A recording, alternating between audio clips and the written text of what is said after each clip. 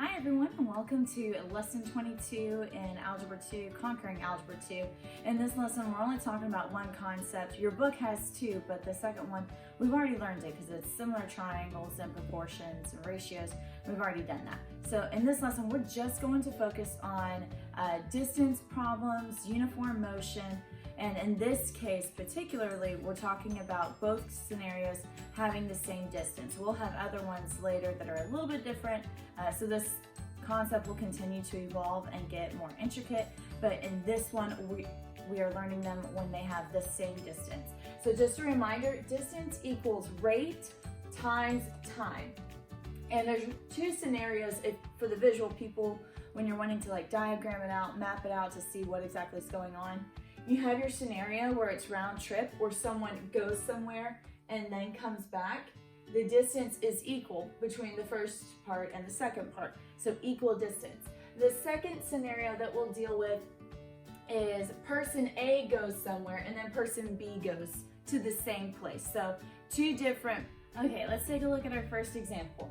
Roger made the trip on Sunday and Judy made the trip on Monday. Roger traveled at 12 miles per hour. Judy traveled at 20 miles per hour, so her time was 2 hours less than Roger's.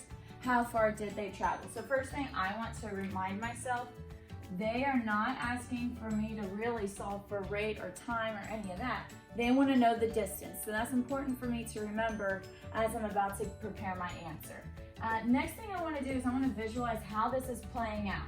So Roger went somewhere, so we'll call this the distance of Roger, and Judy's going to make the exact same trip, meaning they have the same distance. They're both going the same distance. So I can say the distance of Roger is equal to the distance of Judy. They traveled the same span.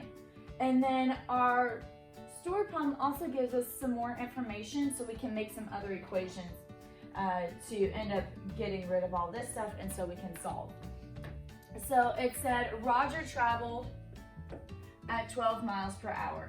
And then Judy traveled at 20 miles per hour. And then it also, so those are both equations about rate. And then in looking at time, it says that Judy's was 2 hours less than Roger's. So we have Roger's rate. So the rate of Roger was 12. The rate of Judy was 20. And then we also have an equation about time. It says Judy's time was 2 hours less than Roger's. So the time of Judy was the time of Roger's minus 2. Okay, so we have four equations here, but there's a problem with this top equation.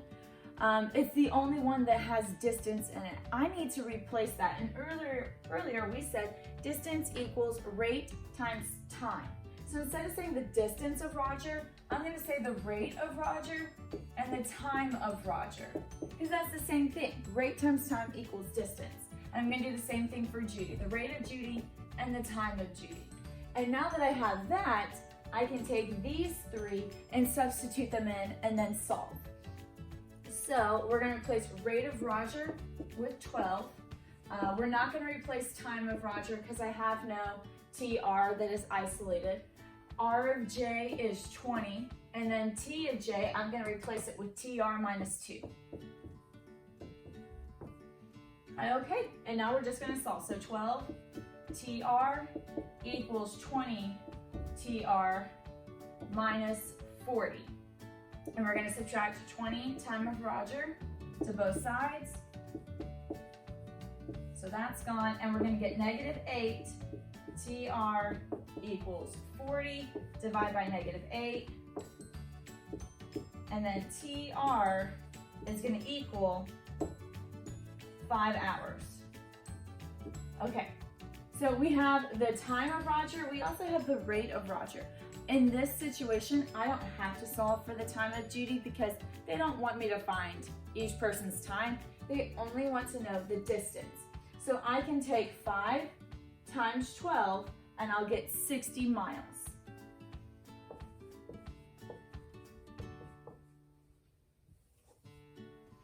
And that's it, we're done. Don't forget to write your unit of measurement This is one where it does matter because we're talking about miles, we're talking about hours, or we're talking about miles per hour. So let's do another practice. Okay, so our second problem says, rabbit hopped off towards the briar patch at 10 kilometers per hour at 10 a.m. At noon, so 2 hours later, wolf began the same chase at the same starting point. If he caught rabbit at 2 p.m., how fast did he run? Well, that's the circle of life, ladies and gentlemen. But also, let's notice that the question is really only asking for how fast did wolf run. So what they wanted me to find is rate of wolf, and I want to go ahead and remember that it's kilometers per hour. Okay, so looking at this from a diagram perspective, we have the rabbit going first, so rate of rabbit, time of rabbit, also known as the distance of rabbit, and then 2 hours later we have the wolf taking off on the same path, so rate of wolf, time of wolf. And now that we have that, we can set these equal to each other. Rate of rabbit, time of rabbit equals rate of wolf, time of wolf.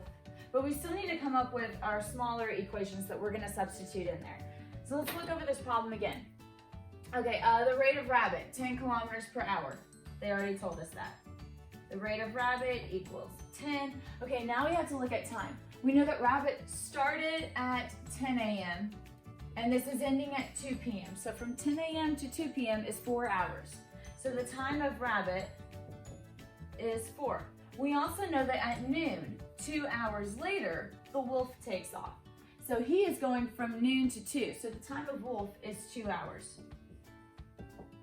So now I have 4 equations and I have 4 variables. So that means we're good and we can start plugging this in and solving.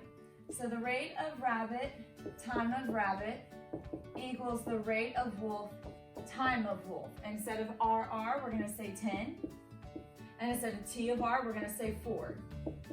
And then rate of rabbit, we don't know yet, and 2. So 40 equals 2 rate of wolf, and we're going to divide by 2. There we go. And we're going to end up with the rate of our wolf is 20 kilometers per hour. And that's it. They didn't want to know how far they went. They just wanted to know the rate of the wolf. So we finished. All right, and that's it for lesson 22, uniform motion when they had the same distance. So make sure that you guys practice this. The biggest key to getting these types of questions right is to take your time setting up the equations, because if you get that set up incorrectly, then it doesn't matter if you know how to substitute, you're still going to get the answer wrong. So make sure that we take our time in reading the information and creating our equations. I'll see you guys in class.